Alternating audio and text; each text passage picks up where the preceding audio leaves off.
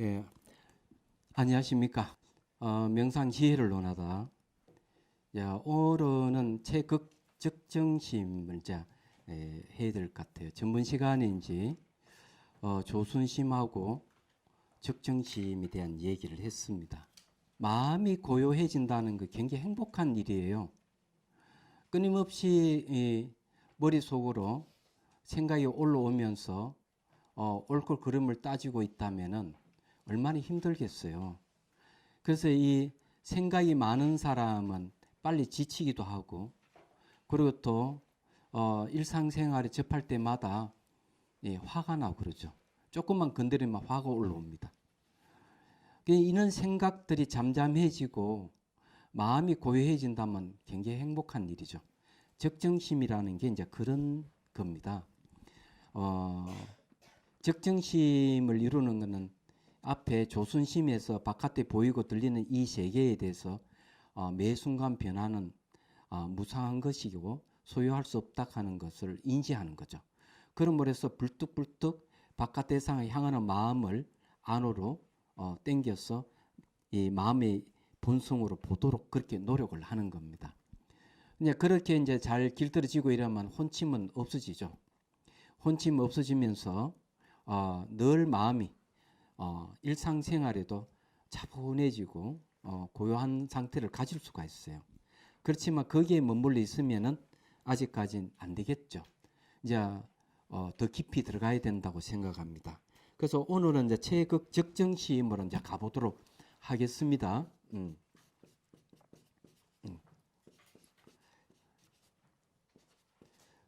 체극 적정입니다. 예.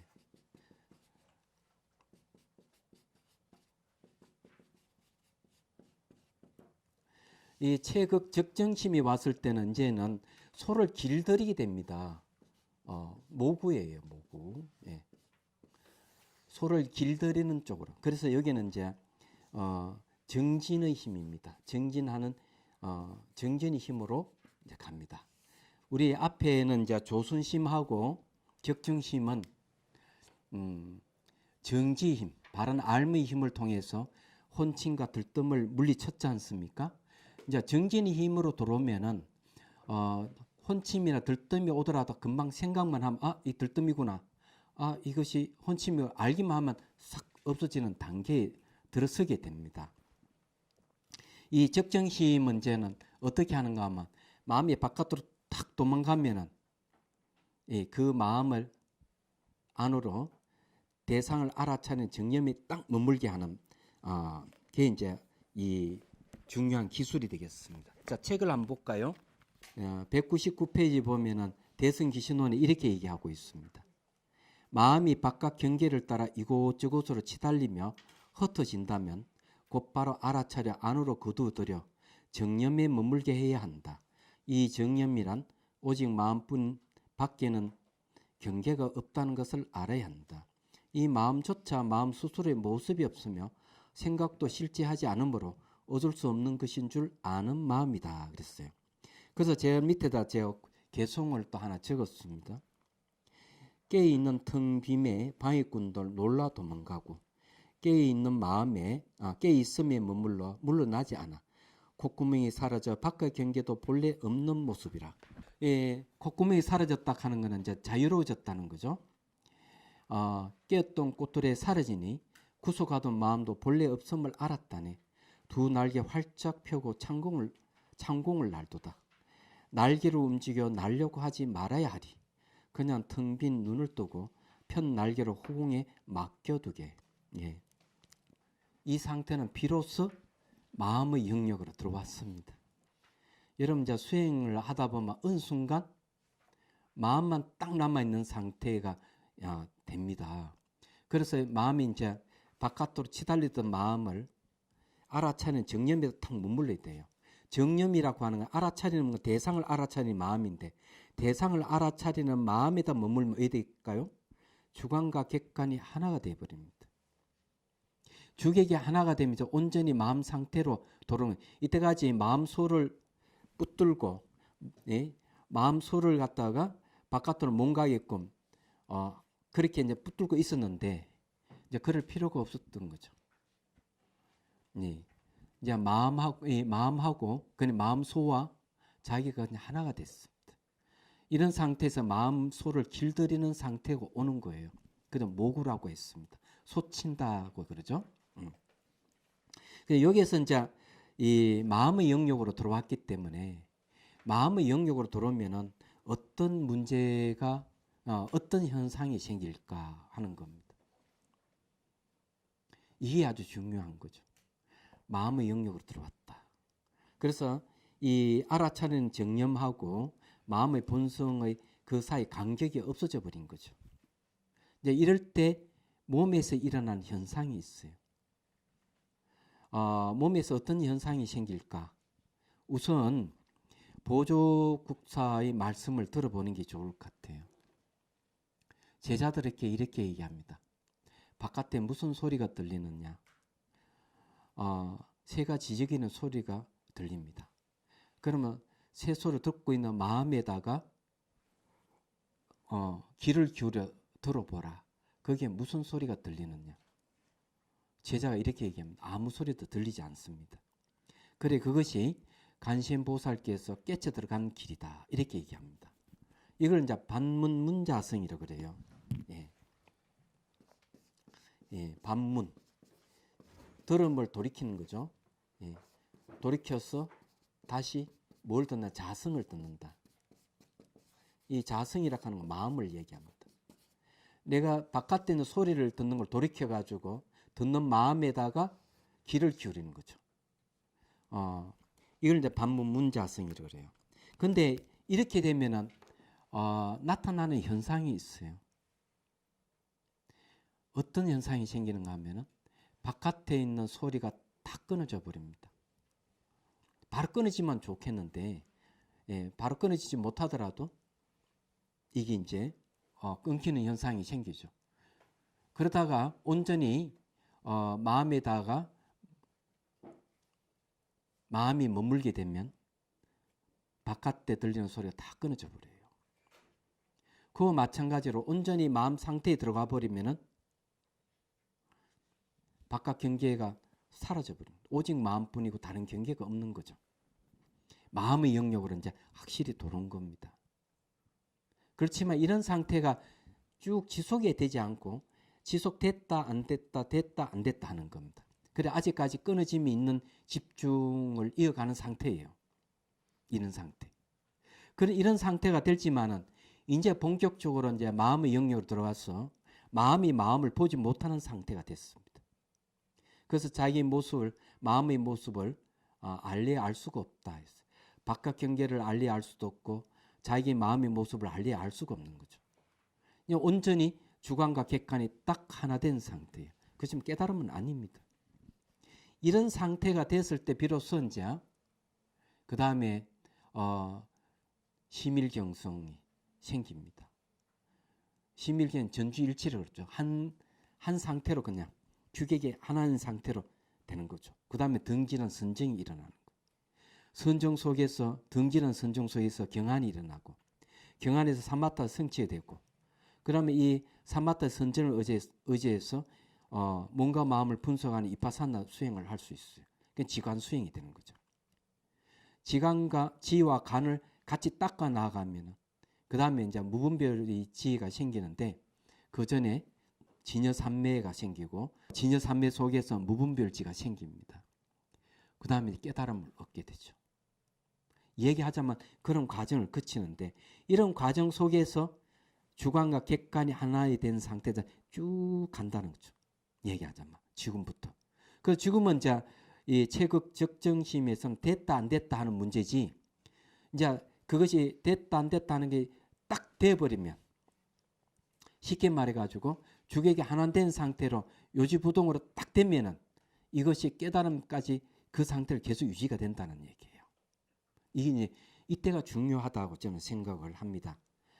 그래서 이제 이런 상태를 이제 뭐라고 얘기를 하느냐? 이런 상태에 되면은 마음의 평정 상태가 옵니다. 마음이 이렇게 올라가고 내려가는 게 없이 평정한 상태가 되죠. 이런 상태에서는 자기 마음소를 길들이기 시작을 하는 거예요. 그러면서 이제 오직 마음뿐에 다른 경계가 없다 하는 게 분명해지고, 그리고 자기 마음의 모습을 알래야 알 수 없는 경지에 들어가 있는 겁니다. 근데 이렇게 되면 몸에는 어떤 현상이 생길까? 이 궁금하죠. 이때 일어나는 몸의 현상은 몸에서 기운이 생깁니다. 왕성한 기운이 쫙 올라와서 몸이 아주 가벼워지는 현상이 생기죠. 물론 그 전에 우리가 내주심에서부터 이 경안이라 하는 게 생기기 시작합니다. 그때는 잘 감지를 못했던 거죠. 경안이라 하는 것은 몸과 마음이 가볍고 편안한 상태입니다. 이런 상태가 점점 와서 이 최극정심에서 오면은 더 왕성하게 일어나고 분명해진다는 거죠. 그래서 몸에 진동이 막 일어나고 그렇습니다. 그러나 어느 정도 기쁨도 조금 생기지 않나 이렇게 봅니다. 그래서 이제 이런 상태가 이제 되는 거죠. 마음이 마음을 보지 못하는 상태에 와야만이 이제 공부가 이제 본격적으로 시작되겠구나 이런 생각을 할 수 있겠죠. 그 다음 경계가 뭐냐 하면은 전주일치라는 겁니다. 최극적정심에서 전주일치로 옵니다. 자, 오로지 전자 써요. 오로지 머문다. 네.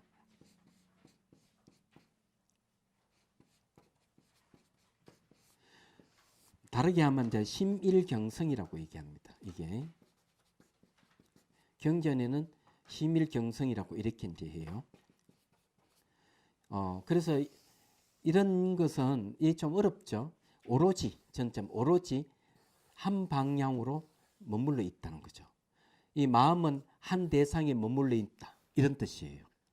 그는 주객이 딱 하나 된 상태 얘기하자면. 그는 이제 그 성가에서는 이걸 뭐라고 얘기를 하느냐? 타성일편. 네, 이렇게 하겠습니다. 그래 이런 상태가 이제 타성일편인데 쉽게 얘기하면 이런 겁니다. 몸과 마음과 하도가 한 덩어리가 된 상태. 전주일치락하는 그런 거예요. 요게 이제 보면 요것이 이제 최극적정심이에요. 요게 이제 들뜸이 거의 이제 하얗게 돼서 은숭이가 하얗게 돼서 거의 돼 있죠. 그 조금 꼬투리에 까만 게 있습니다. 요게 이제 마지막 부분에 전주일치예요. 꼬리만 까맣고 그냥 흰 상태죠. 얘기하자면 이런 상태인데 요 부분 있죠. 여기는 반 정도가 하얗게 됐습니다. 요게 이제 소를 길들이는 장면이 좀 함께 있습니다. 요 이제 동자와 소는 같은 마음이에요. 이게 소는 마음의 본성에 해당하는 거거든요. 그리고 이 두 상태가 같이 이제 있습니다. 그리고 이게 요거 주객이 하나 된 상태를 표현한 거예요. 그래서 이제 지금 최극정신과 전주일체의 모습을 모구라고 이제 소를 길들인다 이렇게 보는 겁니다. 바깥의 장애도 없고 그 다음에 안에 또 장애도 이제 거의 없는 상태가 됐습니다. 그래서 이제 마음에는 이제 전주일치 정도 되면은 뭐가 없느냐 하면은 그것이 없어요. 탐욕, 분노, 혼침, 들뜸, 의심 이런 것이 없어요. 215페이지 보십시오. 전주일치돼 있죠. 이때는 끊어짐이 없는 집중을 이어가는 상태가 됩니다. 이제는 끊어짐이 없어요. 됐다 안 됐다 됐다 안 됐다 그러니 마음의 본성에 들어갔다 나왔다 아니고 이제 마음의 본성 자리에 딱 들어가긴 들어갔어요. 들어갔지만 마음의 본성이 확실히 드러난 건 아니에요. 얘기하자면 자 읽어볼게요. 대승기준은 이렇게 얘기합니다. 오고 가며 앉고 눕는 모든 삶의 행위에서 항상 방편을 기억하여 방편이라 하는 것은 오직 마음뿐에 다른 경계가 없다는 정념에 머무는 걸 얘기합니다. 그래서 방편을 기억하여 놓치지 말고 관찰에 수선하여 오랫동안 하다 보면 그 마음이 정념에 머문다. 그래서 제가 그 개성을 또 읊었습니다. 하늘과 땅이 붙어서 떨어질 줄 모르니 시 공간 있는지 없는지 한 몸 두 날개라 깎아지는 절매에서 뛰어내려도 허공 속 편하기만 하네. 이 평정 상태를 이렇게 이제 표현했습니다. 자, 타성 1편이 된 상태예요. 그래서 이제 이런 상태에 이 마음의 공성의 자리에 들어가긴 들어갔어요. 주객이 없는 자리 다 머물러 있으죠. 이런 상태가 이제 무분별의 상태예요. 분별이 없는 상태입니다. 무분별 상태예요. 주객이 하나가 됐기 때문에. 이런 전주일치 상태가 쭉 이어지는 겁니다. 이러질 때는 이제 일상생활에서 뭐 번뇌가 탁 일어나잖아요.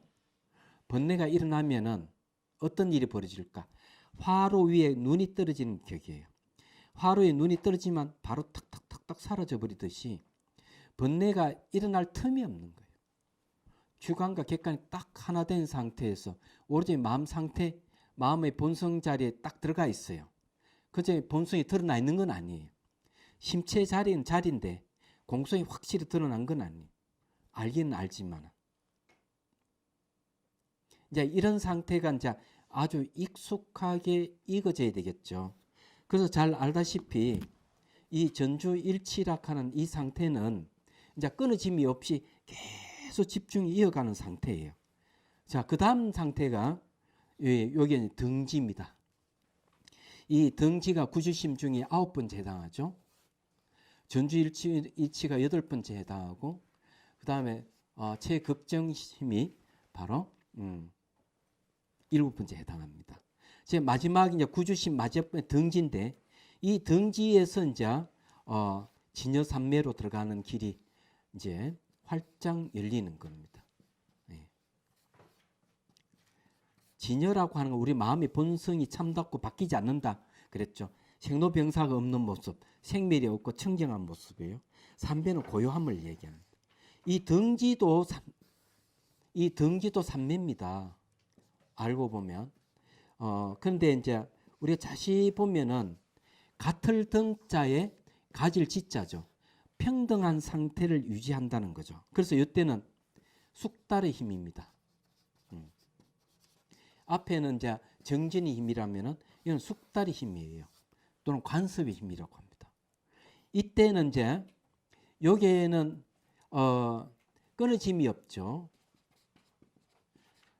끊어짐이 없이 이어지는 집중이에요. 예. 그런데 이제 등지는 뭔가 하면 노력이 없어요. 노력 없이 이어지는 집중입니다. 집중 상태라 그러죠. 이렇게 됩니다. 이게 다른 거예요. 벌써 익어졌습니다. 아주 이건 노력하지 않고도 그냥 그 상태로 쫙 유지되는 게 등지입니다. 이때는 이제 뭔가 하면은 이제 소를 타고 집으로 돌아가는. 자, 보십시오. 여기 이제 기후 기가로 이제 소를 타고 집으로 돌아가는 겁니다. 소를 타고 집으로 돌아가는 게 뭐겠습니까? 바로 이제 고향으로 돌아가는 거죠. 등지 상태에 돼야만이 이제 깨달음 길로 이제 들어섰다 하는 얘기예요. 말하자면은 그리고 여기에는 이제 보십시오. 여기에는 뭐입니까? 요 상태가 지금 현재 그 선정 상태에 이제 들어간 거예요. 그 똑같죠. 위하고 거의 비교해 보면은 코끼리하고 저게 이제 스님하고죠. 예. 코끼리 스님하고 같이 있지 않습니까? 요거 똑같습니다.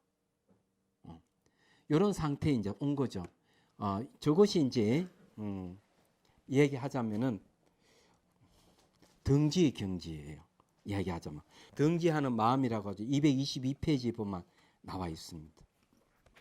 자, 거기에 원효의 해동소에서는 다음과 같이 강설합니다. 거기 한번 보십시오. 무엇을 등지라고 하는가? 차츰 닦아 익힌 습과 자주 닦아 익힌 습의 인연 때문에 열심히 수행한다는 생각도 없이 힘들이지 않고 자기 뜻대로 움직여서 도를 굴림으로 등지라고 한다. 이랬어요. 자, 여기에서 이제 말씀드리고 싶은 거는 그겁니다. 처음 시작할 때는 이제 이 마음이라는 대상이 집중에 들어가는 상태죠. 두 번째는 끊어짐이 있는 집중을 이어가는 상태. 그리고 여기 와서 전주일치와 끊어짐이 없는 끝없이 이어지는 집중이 이어지는 상태라면 이제 등지에 와서 노력 없이 이어지는 집중의 상태입니다. 이것을 통틀어서 이런 걸 뭐라 하는가? 자기라고 합니다. 자기. 요거는 이제 마음 먹는다는 거죠. 마음 먹는다는 뜻이에요. 자기의 뜻은 원래 마음이 경각심을 일으켜가 대상을 향하도록 하는 게 자기지만 여기는 마음 먹는다는 뜻입니다. 그래서 수행을 하면 명상을 할 때 아주 익숙하게 이겨주도록 해야 돼요. 내가 마음 먹은 대로 딱 되도록 해야 되는 겁니다. 얘기하죠. 그게 중요해요. 그래 자기 뜻대로 안 된다 그러면 아직 멀은 거죠. 아주 익숙하게 마음 먹어도 되는 상태가 이제 들어온 게 등지 경지다. 이렇게 이제 보시면 돼요. 그럼 등지에서는 어떤 일이 벌어지느냐 하는 거죠. 이게 아주 중요한 얘기. 등지에 되게 되면 이제는 욕계심의 선정이에요. 그냥 물질을 청정한 색계심의 선정은 아니고 오용락에 있는 최종 마지막 단계에 일어나는 선정입니다. 이런 선정 상태에서 뭐가 일어나는 겁니다.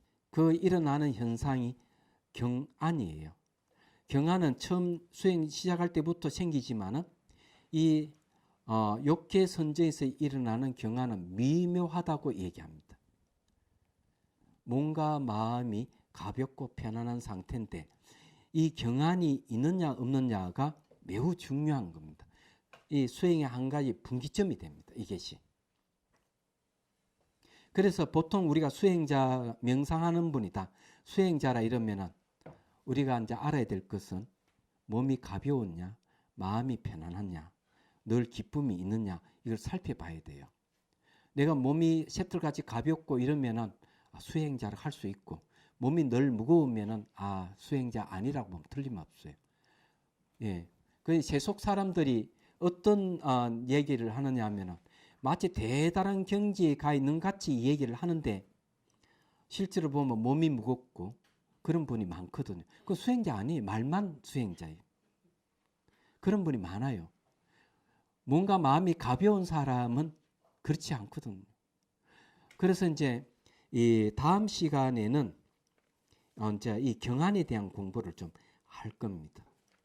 이 경안에 대한 공부를 하면 이것이 또 우리에게 어떤 메시지를 주는지를 알 필요가 있어요. 그래야만 이제 지간상수를 해서 진여산매를 얻고 깨달음 얻는 데서 이게 매우 중요한 역할을 한다 하는 걸 알 수가 있어요. 우리가 얻는 것은 색계심의 선정을 얻어야 돼요. 욕기심의 선정은 안 돼요.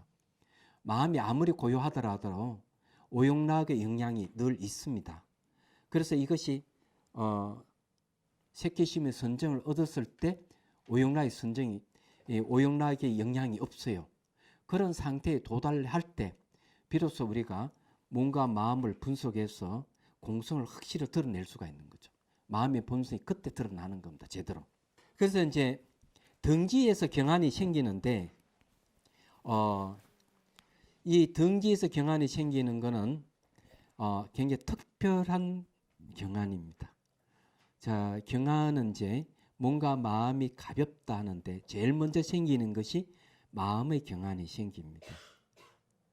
마음이 이제 경안이 생기면서 마음이 기쁨이 생기는 거죠. 그 다음에 이제 생기는 것이 이제 몸의 경안이 생겨요. 근데 몸의 경안이 생길 때는 아주 쇠틀같이 가벼워서 하늘을 날아가는 모습을 취하고 있습니다. 자, 여기 보십시오. 여기 어때요? 여기 이제 코끼리 위에 앉아 있는 것은 마음의 경안이고요. 하늘 날고 있죠. 날고 있는 것은 몸의 경안이에요. 얘기하자면. 자, 이런 상태에 온 겁니다. 요거는 아직까지 위에는 아닙니다. 위에는 아니고요. 인후 구망 저게 뭐고 사람만 딱 남아 있는 소가 사라져 버렸죠. 예. 요 상태는 요 상태는 요 뒤에 요 상태를 얘기합니다. 근데 요 상태입니다. 몸과 마음이 경안은. 예. 그래서 이게 몸과 마음이 경안이 생긴다는 것은 대단한 일이에요. 후회가 없어요. 무슨 일을 하더라도 후회가 남지 않는 겁니다. 그게 첫 번째예요. 그걸 무희라고 얘기하는데 무해라고 하죠. 말하자면은. 그래서 자기가 그런 겁니다. 무슨 일을 해가지고 좀 잘못했다 이러면은 우리는 잘못하면 어떻게 하죠? 자존심 상한다고 얘기를 안 하죠. 잘못했다 얘기 안 합니다. 그런데 이 경지에 딱 가면은 자기가 잘못했다면 바로 아이고 제가 잘못했습니다.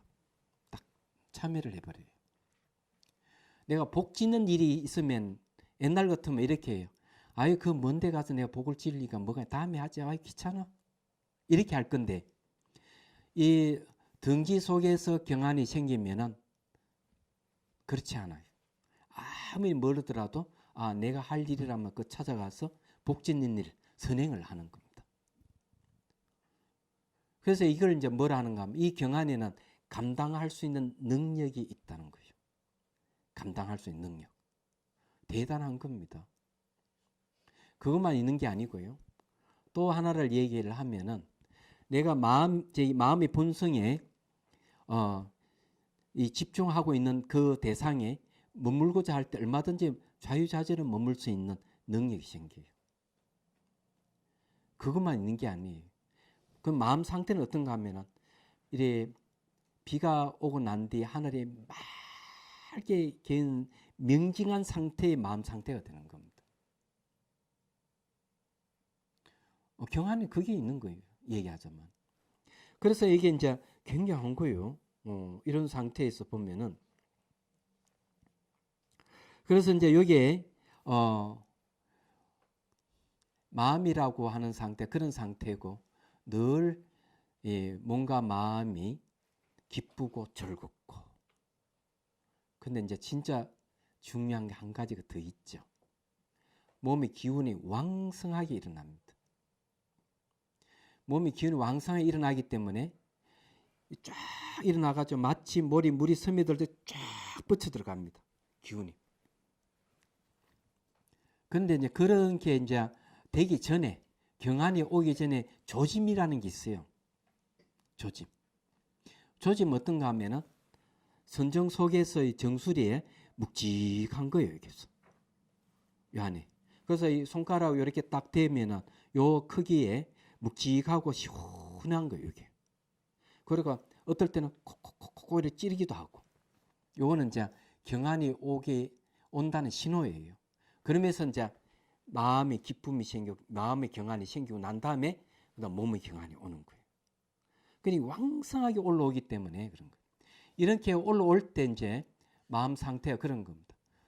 옛날에는 번뇌를 없애고자 하는 마음이 게을러서 잘 안 해요. 번뇌가 일어나고 이런 일이 있더라도 그냥 외면해버리고 막 실증을 내고 막 이러는 거 하는 거.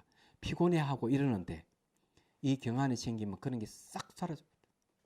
얘기하죠. 피곤해하는 거나 싫어하는 마음이 없어요. 이런 상태. 뭔가 마음이 가벼웠어. 뭐든지 감당할 수 있는 능력이 생기는 거예요. 얘기하자면. 그래서 이제 내가 경안을 얻었는지 안 얻었는지 이걸 보면 알 수가 있다 하는 겁니다. 그래서 이제 여기에서 이제 얘기하는 게 이제 그런 겁니다. 그 다음에 이제 또 하나 이제 얘기는 자기가 맘먹은 대로 된다. 이제 심일경성의 주관객관이 하나 된 상태에서 내가 걸어가 되겠다 하면 바로 그런 상태에 딱 들어가 버리는 거죠. 주객이 하나 되는 상태에 딱 들어가 버리는 거죠. 맘먹은 대로. 그래서 자기 맘먹은 대로 되는 것이 자기죠. 플러스 요 있네. 플러스 심일경성이에요. 그래서 이때는 맘먹는 되는 자기와 심일경성이 하나예요. 얘기하자면 하나 더 하면은 경안, 마음의 가벼운, 뭔가 마음의 가벼운 경안이죠. 경안. 경안과 자기와 심일경성. 이것이 딱 하나입니다. 저게 이제 특징적인 거죠. 저런 상태에 도달하게 되면은 자, 비로소 사마타를 성취했다 이러는 거예요. 사마타를 성취했기 때문에 분별이 없는 무분별 상태가 되는 겁니다. 중요한 거는요, 그 이전의 사마타는 뭐냐는 거죠. 그 이전의 사마타는 수순 사마타를 수순하는 수행이라면은 지금 저렇게 경안과 자기와 심일경성이 하나 된 상태예요. 경안이 자기고 심일경성이라면 그것은 정사마타라고 그래요. 사마타를 성취했다. 사마타를 이뤘다. 이렇게 얘기하는 겁니다.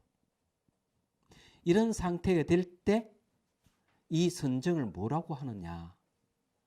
요걸 이제 색계심 선정이라고 합니다. 이때 오는 이제 선정이 일어나죠. 이제 선정은 선정이에요. 선정은 선정인데 색계심입니다.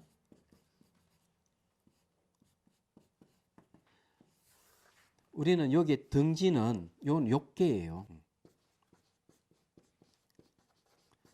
예, 욕계심의 선정이네.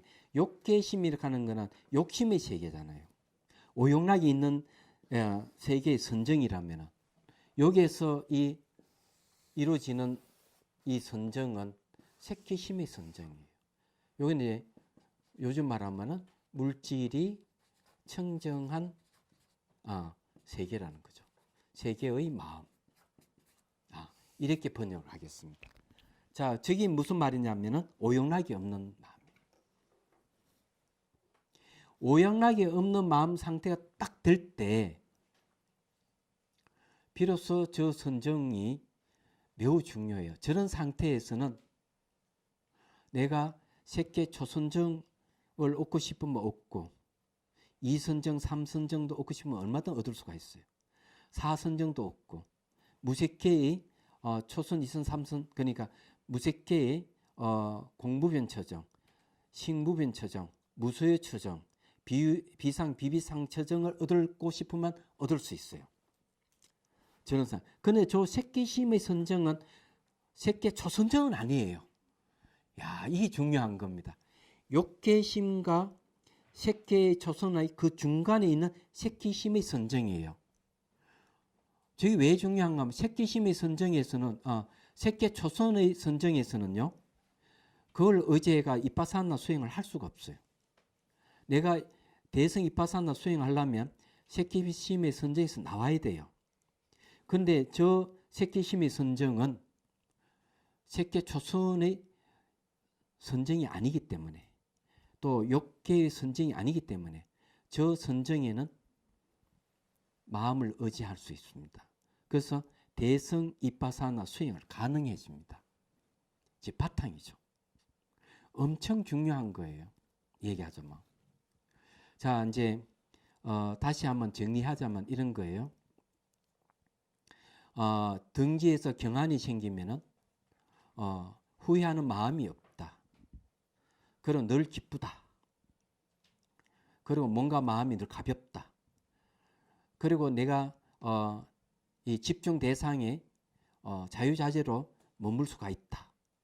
그리고 마음 상태는 이 비가 오고 난데 하늘이 맑게 개인 상태가 명징한 상태가 된다.